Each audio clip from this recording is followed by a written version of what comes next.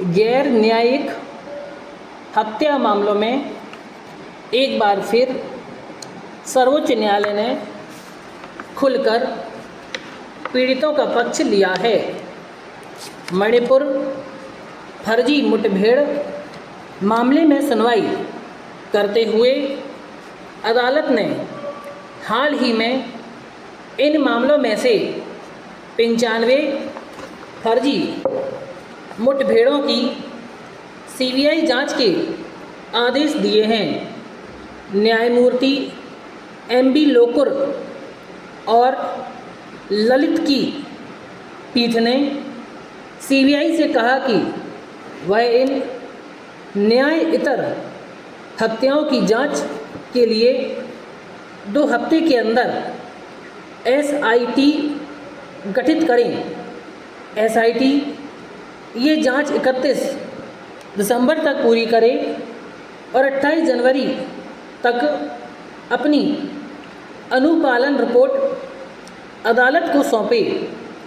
पीठ ने अपने इस साहसी आदेश को फर्जी मुठभेड़ों के इस बहुचर्चित मामले में कोई वाजिब कार्यवाही नहीं करने को लेकर मणिपुर सरकार की भी खिंचाई की और उसको फटकार लगाते हुए कहा कि क्या उसे इस तरह के मामलों में कुछ करना नहीं चाहिए था।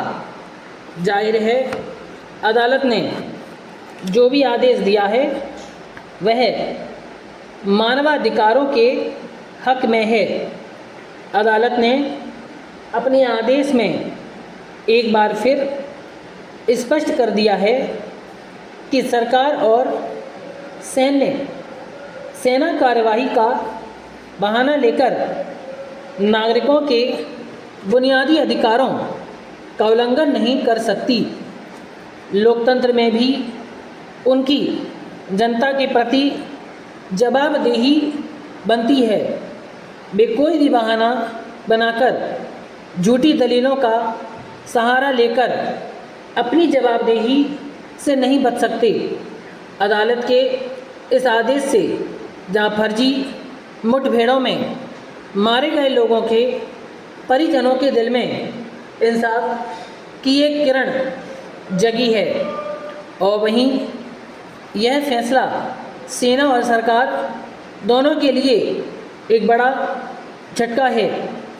बीते 20 अप्रैल को अदालत में अपना पक्ष रखते हुए सेना ने कहा कि जम्मू कश्मीर, मणिपुर जैसे उग्रवाद प्रभावित राज्यों में उग्रवाद निरोधी अभियान चलाने के मामले में उसे प्राथमिकता के अधीन नहीं लाया जा सकता।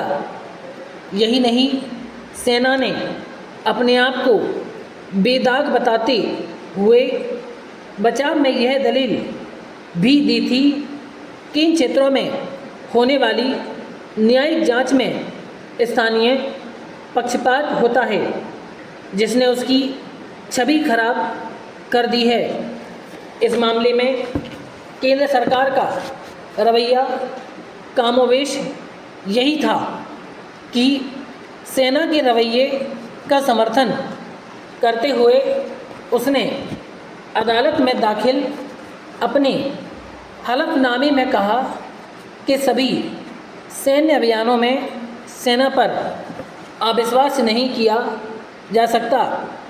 सभी न्यायिक जांच उनके खिलाफ नहीं हो सकती। मणिपुर में न्यायोत्तर हत्याओं में कथित मामले नरसंहार के नहीं है, ये सैन्य अभियान से जुड़े हैं। इस मामले में और जांच की ज़रूरत नहीं है।